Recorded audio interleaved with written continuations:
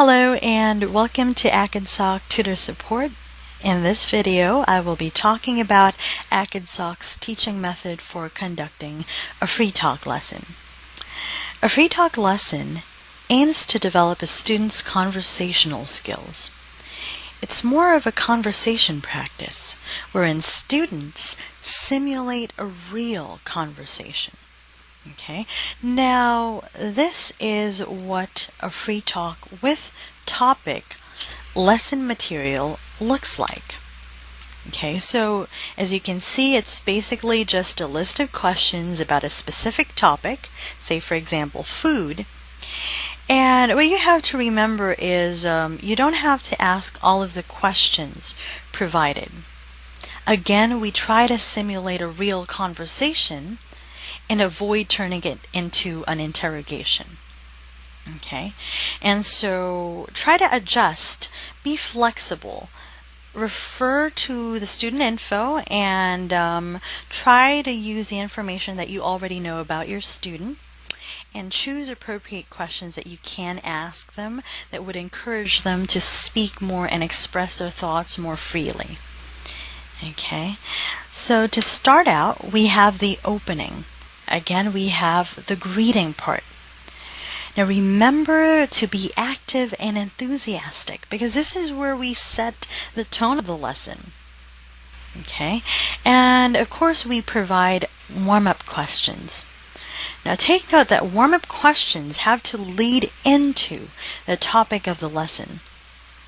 We wouldn't want to start a small talk through warm-up questions asking about the weather when the topic of our free talk lesson is about celebrities. Okay? And of course, in the lesson proper, since we should introduce at least 3 new vocabulary, to find out the words that they already know, we can do a mind map activity. And this is what a mind map activity looks like. Okay, so inform them about the topic of the lesson, say for example, travel.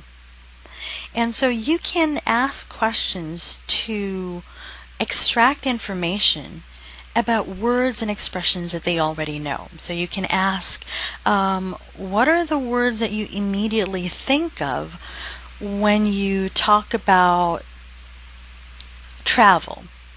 Okay, so what immediately comes to mind when you hear the topic travel? And so let's say they say airport, hotels, and transportation.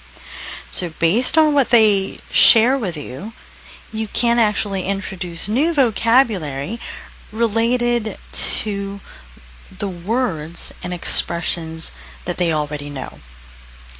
Okay, so after that we move on to the lesson proper.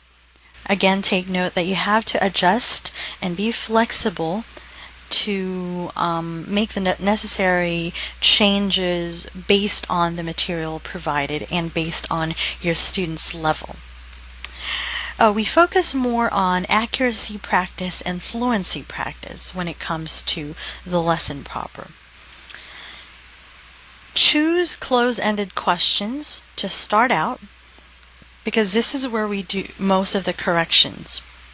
Okay, most of your students, you'll notice they'll provide you with a one-word answer, and so that's when we try to ensure that they provide us with complete sentence answers.